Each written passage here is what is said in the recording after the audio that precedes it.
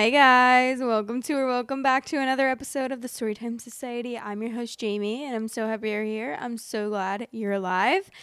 Thank you so much for tuning in. The theme of this episode is husband horrors.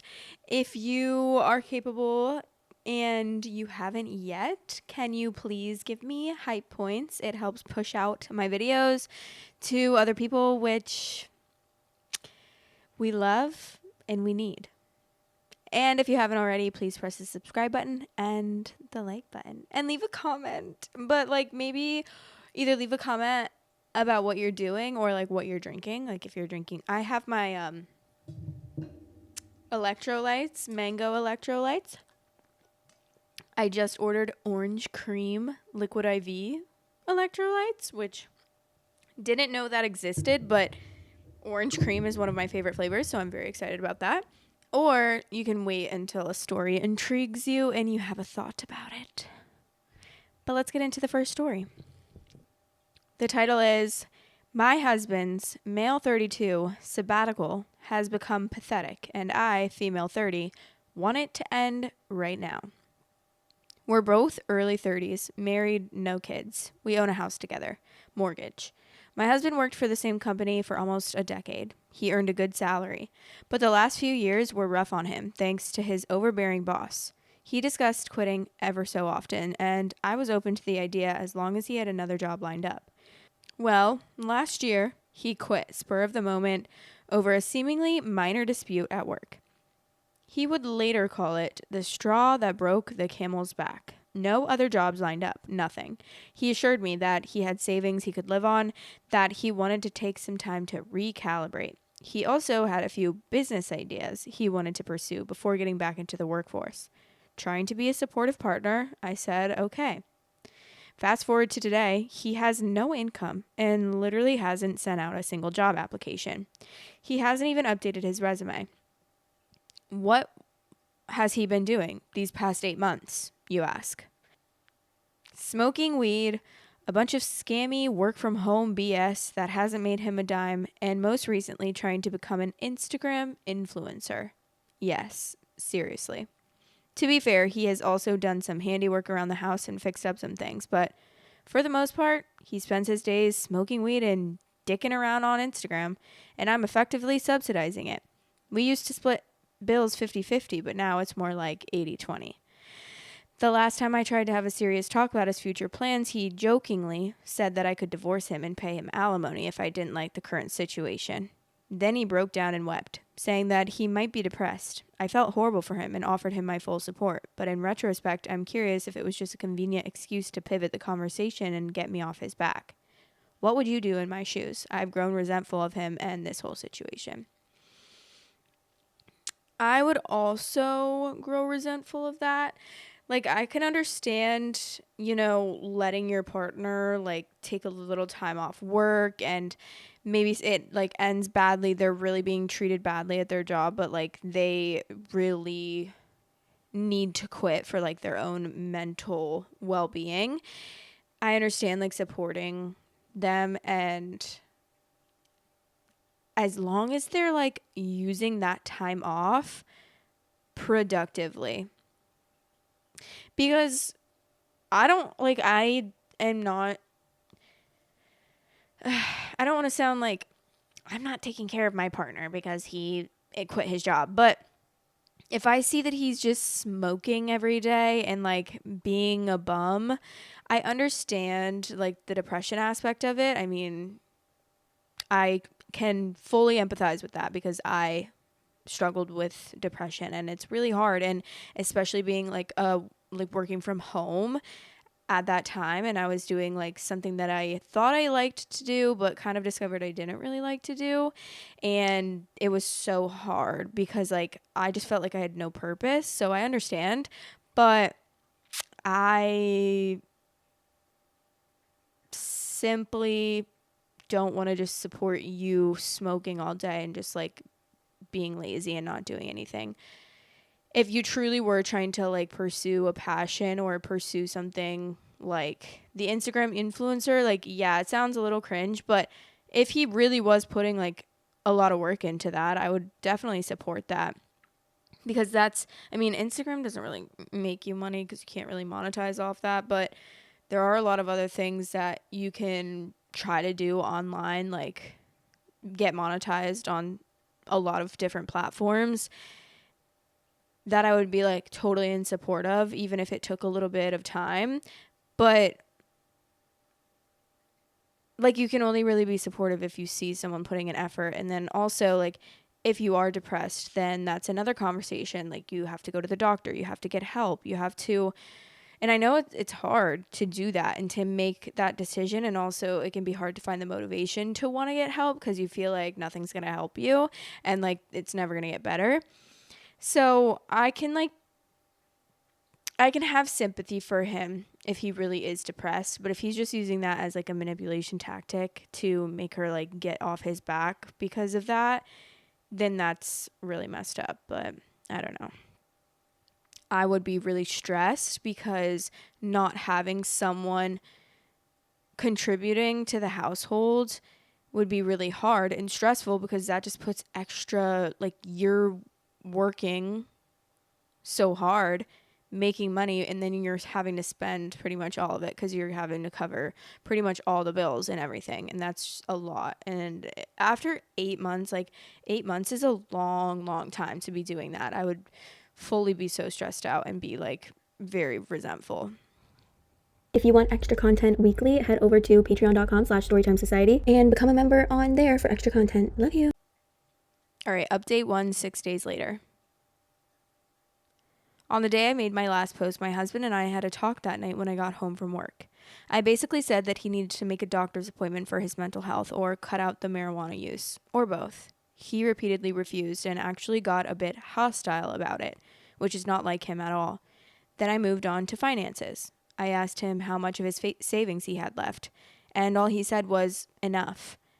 I pressed him for a dollar figure and he wouldn't answer.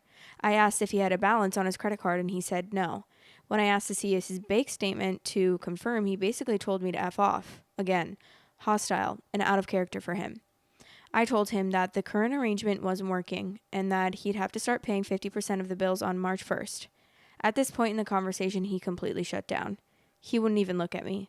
He just sat looking away from me with tears in his eyes as I talked. I doubt he even heard a word I said, but I clearly stated all the other issues I had. The Instagram stuff, our plans for the future, etc. After this conversation, he stopped sleeping in our bed. For almost a week now, he slept in the basement. He basically doesn't leave the basement when I'm home unless it's to get food. Honestly, it's pathetic. I'm going out with some colleagues this weekend for a fun night, and my husband can stay home like a hermit. I also have a coffee date planned for Sunday with my best friend. I'm going to tell her everything and get her opinion because, honestly, this isn't the life I want to live, and trying to correct it only made things worse. I am beginning to think of a divorce as a real option, which would have seemed outrageous even 3 weeks ago. Thanks again for reading and giving your input. Wait, why do I actually kind of feel bad for him?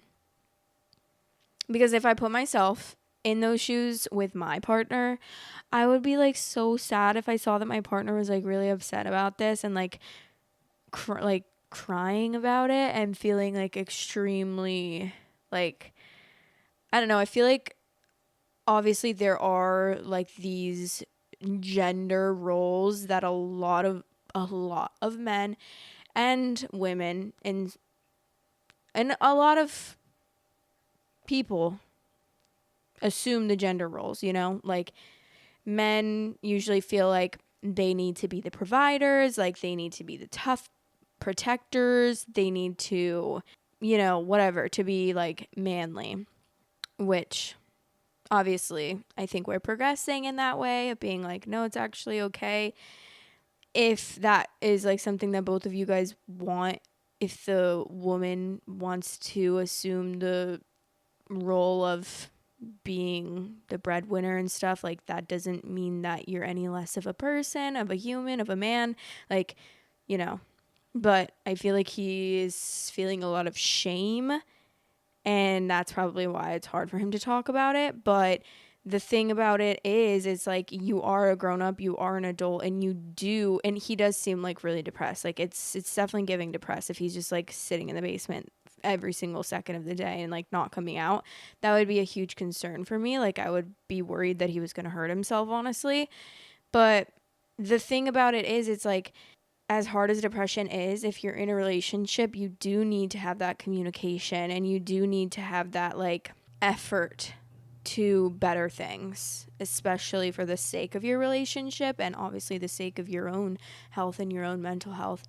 And it's really important, because if both partners aren't putting in the same amount of effort, then that's only going to end up in like a divorce or breakup and going your separate ways. Okay, this is nearly 2 months later, update 2. My husband continues to sleep in the basement. I asked him a few times to start sleeping in our bed again. He'd say maybe, but never actually do it. We've stopped having sex entirely, but I have heard him watching Corn in the basement. On the morning of March 1st, we had a horrible argument when I asked for his half of the monthly bills. He e-transferred me about 2/3 of what he should have. And when I asked for the rest, he exploded. He just kept saying F off, louder and louder, over and over, as I tried to say that he needed to contribute his fair share. And then he started talking about his depression again. Literally, the only time he will up his depression is when I'm criticizing his shitty life choices. He hasn't even seen a doctor or been diagnosed, yet he uses it like a get-out-of-jail-free card to be totally unproductive and not pay bills. So I told him point blank, either see a doctor for your depression and start fixing your life, or this marriage is over. It sounded so harsh, but those are honestly the only two options at this point. He made some quip about me paying him alimony if I divorced him. Not the first time he said this, and that was the last we spoke of it. We have briefly seen and talked to each other since then, but there's no warmth there anymore. It's like we're roommates. Last week he told me he booked a doctor's appointment, and I was happy for him, but as far as I can tell, he never ended up going, even after I offered to take the day off and drive him to the appointment. I don't think he's left the house in over 2 months. I've stopped cooking him meals, so he now subsists on instant noodles he bought off Amazon. I met with a divorce lawyer for the first time earlier this week. He was excellent and gave me a comprehensive rundown of all of my options. When I told him about my husband's alimony comments, he laughed and said, "Not a chance." He voluntarily quit his job against my wishes. He has no official diagnosis from a doctor that would preclude him from working. I don't know where he got it in his head that he would be entitled to alimony from me. I'm holding on to a shred of hope that my husband will put forth some kind of effort to get better and repair our relationship. I pray every night that he'll do a complete 180 and start being his normal self again. But if nothing changes, I plan to meet with my lawyer again sometime in early April and officially file for divorce. Yeah, see, I get it, but like, it's hard because he's not willing to actually put in the effort that he needs to, and he's not willing to like actually go to the doctor. Granted, like, it probably would have been a good idea if she would have just been like, hey, like, I'm taking the day off and we're going to the doctor. Not just like offering, but just being like, we're doing this, because then you could make sure that he went to the doctor. Because sometimes it is really hard to leave the house, get out of bed when you have depression or have any motivation to do anything good for yourself. And it can be really hard. So I think that would have been definitely a good idea, because at least that first step would have been taken, and then he could get diagnosed, he could get put on medicine, and like, that could end up being the start of something so good, and he could completely do a 180. Like, if he truly is depressed, he could absolutely do a 180 after like getting on medicine and stuff. Granted, sometimes it does take a while to find the right medicine for you and all of that kind of jazz. I was lucky enough to like really honestly have my medicine work out pretty seamlessly and easy, which was really great, but it definitely had an effect on my relationship at the time. It definitely did. Like, it's hard to be in a relationship, even though it's terrible to be depressed, and obviously it's terrible to feel this way, but it can be hard to be in a relationship with someone that is mentally ill and that is depressed. And although you love that person, like, it's really hard. It can be hard on the relationship and hard on the other person in the relationship. And I don't blame her for feeling hopeless and like thinking about her options. I don't blame her. But I also have a lot of empathy for the husband as well. So I don't know, but I guess we'll see. All right, this is 4 months later. I finally got him to see a doctor. I wasn't in the room for the diagnosis, but the doctor suggested my husband look into cognitive behavioral therapy and SSRIs. Of course, my husband was opposed to both. He could read about CBT online, and I've known for a while that he's outright hostile to the idea of taking antidepressants. He describes them as brain warping. We had a week or so in April where things almost felt normal. We talked more, we ate dinner together, slept in the same bed together, even had a date/movie night. I felt so hopeful. Things truly seemed to be getting better. It didn't last, though. We had a fight about something completely innocuous, and things quickly fell apart again. One day after work, I sat in my car and was completely overcome with dread. The thought of going home to a broken relationship, it was too much. I drove around aimlessly for hours, wondering how in God's name my life had turned out like this. Half the time I was sobbing. I must have looked crazy. This was my breaking point. I was done with the relationship and the marriage for good. When I told him my decision, he wept openly, as did I. He said he was sorry, but that he understood. He didn't ask me to reconsider or make any effort to save the relationship, which tells me it was the right decision for both of us. He moved into his parents' basement a few weeks ago. I'm still in a rough place emotionally. I pray that time will heal me and that I'll be able to find love again. Okay. How can you be seriously, you're going to be like, I have depression, I'm so depressed, but then you're not willing to do one singular thing about it? I hate when people have like this stigma around therapy and medicine. It truly bothers the shit out of me. It's like, okay. And honestly, I grew up in like a family that really like, the thing is my mom and my dad, they both took anxiety medicine, depression medication. Like a lot of people in my family have mental illness, including me. And still, not my dad so much, but like my mom was kind of under the impression, and this was from like things that she learned from her parents, like my mom is an amazing person. She's such an angel, but she truly like thought that she isn't fully educated on like mental health and mental illness and stuff.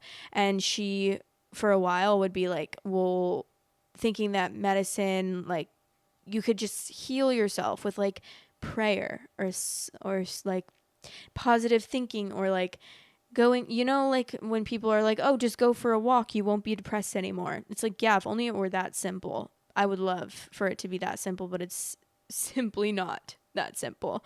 It's just not. And if it were, then people wouldn't be unaliving themselves and people wouldn't be mentally ill. Like that makes it seem like it's a choice to be depressed. And guys, it's not a choice to be depressed. And I hate when people make it seem like it's a choice to be depressed.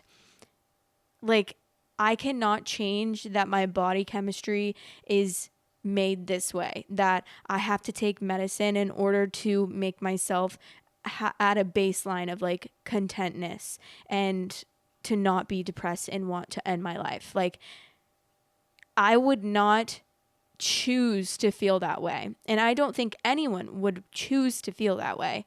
It's really, really hard because it's something that you can't see. So since you can't see it, people have a hard time believing it and think that maybe you're doing it for attention or just so many other things like, oh, well, you're not doing enough to make it better, or you're not doing this, or you're not doing that. And yeah, so I don't know. I grew up like around that stigma and thinking like, oh yeah, maybe you're right. Maybe I just need to do more. And I'm really the reason that I'm depressed. But that just wasn't the case. And as long as I tried to hold off on getting on medicine, I wasted so much time and energy thinking that wasn't going to help me because it was just like stigmatized. And it did in fact help me a lot, and it changed my entire life. So someone said it's one thing to have depression, but it's another one to entirely get a diagnosis and then refuse treatment. I'm actually glad he moved back in with his parents, as they can keep an eye on him and make sure he's okay, or as okay as possible. If you're on good terms with them, you may want to tell them some of your concerns about him. Commenter 2 said, "You're both relatively young and have no children. The fact that when you verbalized your decision to divorce, there was no confrontation or mention of attempting reconciliation is telling. Honestly, this is probably the best outcome for both of you. Him living with his parents means that there will be someone looking out for him whilst he sorts out his issues, and you will have the space and freedom to move on with your life. Good luck to you." And then commenter 3 said, "Sad that it comes to this, but it seems like the natural conclusion for so many relationships. Even in cases where one party does try to become better, the other party ends up checking out at some point and the relationship ends anyway. Your husband is an adult and has made some choices, for better, for worse, and he has to face those consequences. I'm truly sorry that your marriage has ended, but I think we can both agree that your future lies down a different path."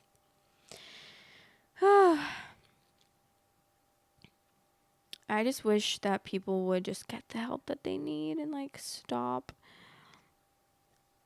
denying it, or just thinking that like you can pray it away or go to church to heal yourself. Like, I'm so sorry, but I had a relationship with God all my life. Okay? All like I'm 27, for about 25 years of my life. And I would always think, like, because it's such a thing, or at least it was in my Christian community, to genuinely be like, give it up to God and like you will feel so much better. And I tried so hard, and I would always question, like, why can't I get better? Like, why can't I pray it away? And why can't God like help me? And I'm praying so hard and I'm trying to get so close to God, but I can't seem to feel any better. I don't feel any connection. I don't feel anything. And it's like, yeah, well, that's what science is there for. That's what doctors are there for. Like, to help. And yeah, you guys know me and my relationship with religion is just not the best. I feel like I come off really judgmental sometimes about it. And I think that's just because I'm so new to like the deconstruction of Christianity and just seeing the dark side of Christianity and being involved in the dark side of it for my whole entire life. And like, when you are a part of that, you see so much, and you realize, like, I mean, at least I realized like what the actual fuck, but you just think, you kind of just ignore it and push it under the rug. But then once you're coming out of it, you're like, yeah, this was not okay. That was not okay. Like, I cannot believe that these people genuinely are real. Like, some of the worst people I've ever met were super religious people that you would think it's the opposite. It's like, you're not practicing what you're preaching. You're not practicing what you're preaching. Okay, the title of the next story is, "My husband confessed to cheating and now he's mad at me." I want to preface this by stating I, female 26, am a closeted asexual, and my husband, 26, is unaware. We have a kid, until recently. I enjoy doing those favors for him because it's his love language. He's really kind and considerate whenever he's not drinking. Whenever he does drink, he's really embarrassing, loud, and belligerent. He can never just take 1 or 2 shots whenever we go out. Every time we go out, it always ends up with me having to be responsible for him because he's had too much to drink. I've tried to cut him off, but he either ignores me or sneaks alcohol. Yesterday, we went out with our friend group, and it happened again. In the week leading up to my plans to go out, I expressed I didn't want him to come because I didn't want to babysit him. He promised he would relax on the drinking, but did the complete opposite. He kept drinking, and you can guess who was babysitting him, yet again. When we got home, he passed out on the couch, and after he sobered up, he came upstairs and tried to initiate with me, and I rejected his multiple advances. He was upset and left for work. I'm considering not telling him about the next time the group goes out so I can actually have fun. Well, I fear that your husband is an alcoholic and that may need some attention. Also, I don't know. You might want to have a conversation with your husband about your sexuality. And I know that it's not easy, but I feel like it's hard if you don't communicate that with your husband, you know?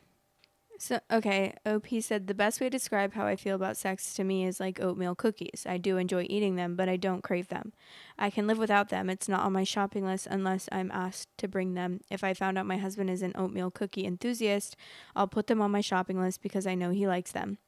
And then someone said, so you're gray, Ace. That's what my wife is, but you do need to be honest with him. My wife was very upfront about her relationship with sex when we first got serious, so I was able to go in with my eyes wide open. OOP said, I realized too late, unfortunately. I lived with the thought it was something wrong with me until I found out it's okay, but this all came after, and I'm married with a kid. Yeah, I know. That is hard. I understand. That is hard. And also it's hard because it's like if your partner is one that isn't educated on that kind of stuff or doesn't understand like that kind of stuff, like asexuality or like different sexualities in general, he might be, you know, kind of like ignorant to it and be like, oh, so it's my fault, like you're just not attracted to me, this and this and this, like because he's not educated about it. And I feel like that can be hard because then it's like it turns into this whole different situation where he's like, oh, so you just don't like having sex with me, you find me repulsive, you know, basically just blaming themselves for it when it's like, no, this is not a you problem, this is who I am, this is my sexuality, this is how I feel, it's totally normal, a lot of people feel this way, there's different spectrums, a lot of, you know, there's different sexualities, and it's important to be, I wouldn't say it's important for her to educate him about it, but it is important to be like open to educating yourself about it and not just immediately being like, oh, so it's my fault, I'm disgusting, you know. I can understand like why you would immediately think that. You'd be like blaming yourself and being like, it's just because she doesn't love me or doesn't want to sleep with me, because usually that's like the first thing you're thinking when something like that happens. But I don't know what I'm trying to say. Okay, update 1. She posted in the jobs subreddit saying, I'm only tired when I have to do my job, I don't know what to do. Said, I'm struggling to stay awake at my job no matter how much sleep I get. It's like as soon as I log in and begin doing my job, sleepiness hits me instantly. My body gets so heavy, like a weighted blanket is on me. As soon as I get up for a break, it's instantly gone and I'm aware. But as soon as I set back down, it comes over me and I feel so sleepy and heavy as soon as I'm logged in again. Whenever I'm doing physical paperwork, I can stay awake and I have no problems. But once I start doing electronic stuff, I cannot stay awake. I've tried caffeine pills, coffee, more sleep. They don't have great benefits. I can't afford to get a sleep study. I'm desperate to keep this job. It's my first job with no customer service. Please help. Okay, interesting. And then this is update 2. My husband confessed to cheating and now he's mad at me. We've been together. I didn't even address the fact that he cheated. Wait. Okay, that's because the first story did not say anything about that. I was like, wait, what? We've been together over 10 years since high school. Today, he blindsided me with a confession that he cheated on me. He just blurted it out, and I didn't react for a while because I was thinking. When I finally responded, I confessed that I've never really desired sex. I knew it was something he really enjoyed, and I was prepared to write off having it as a relationship maintenance because I thought I was the only one he wanted it from. I told him I didn't feel hurt and asked him if we could just open the relationship because I want to outsource the sexual aspect of our relationship now that I know he can get it from somewhere else, and now he's mad at me. I just want to be clear, I did explain I wouldn't be stepping out on the open marriage because I don't desire sex, but it takes so much pressure off of me to make sure his sexual needs are met if we go with this arrangement. Update 2. He asked if there was anybody else, and I busted out laughing and said no. I showed him my Reddit posts and explained, and he's hurt, and I'm angry because I love him and I don't understand why he wants me to continue sleeping with him if I'm extremely mid at it. I don't particularly enjoy it, and he can get better from other people. It's starting to make me feel like he doesn't notice the ways I do show love, and I'm only tolerated because I have sex with him. Edit, just clarifying because people asking, we do it every weekday and twice a day on weekends. I'm affectionate in every other way, and sex isn't the only way that I show love to him. I don't just lay there and let it happen. I always ask him what he wants to try, and I try to learn by looking for directions. I'm just not talented, and I am engaged in making him feel good. I realized I'm asexual after being married with kids. I thought you had to have sex in any relationship because that's all I ever heard from elders and peers, so I thought that was the hard work they were saying marriage is. Wait, sorry, the most shocking part about this is that she is having sex every weekday and twice a day on weekends? No days off? Ugh. Lord have mercy. You need to be getting paid overtime, honestly. That's wild. That is wild. I cannot believe that. I cannot believe that she is asexual and she is. That is so much work. Oh my God. I feel bad. The top comment says, once every day and twice a day on weekends feels excessive. How do they even have time for that with a kid? And then someone responded, right? I live in a household where there are 2 kids and sometimes I feel that I have 0 energy left and I'm not even the kid's parent. OP doing it that often while not even feeling sexual attraction to him? Damn, she must have really loved him. And again, when did he find the time to still bang someone outside of the marriage? No, actually, how did he cheat on her when she's literally doing that 9 times a week? 9 times a week. This man? Okay. This woman is like a superhero or something, because tell me how you find the motivation to do that. Please. And this man genuinely is insane for cheating on someone that gives you more than enough. More than enough. Honestly, too much if I were to have any say in it. I'm so shook right now by that. Jeez. He must be like really, really high testosterone or something. I can't imagine having that high of a sex drive, that high of a libido. And I'm not judging him. That is totally fine to have that high of a libido. It's just I have a very low libido and I cannot imagine myself wanting to engage in sexual activity 9 times a week with my partner, and then also on top of that, cheating on my partner with somebody else. I'm scared.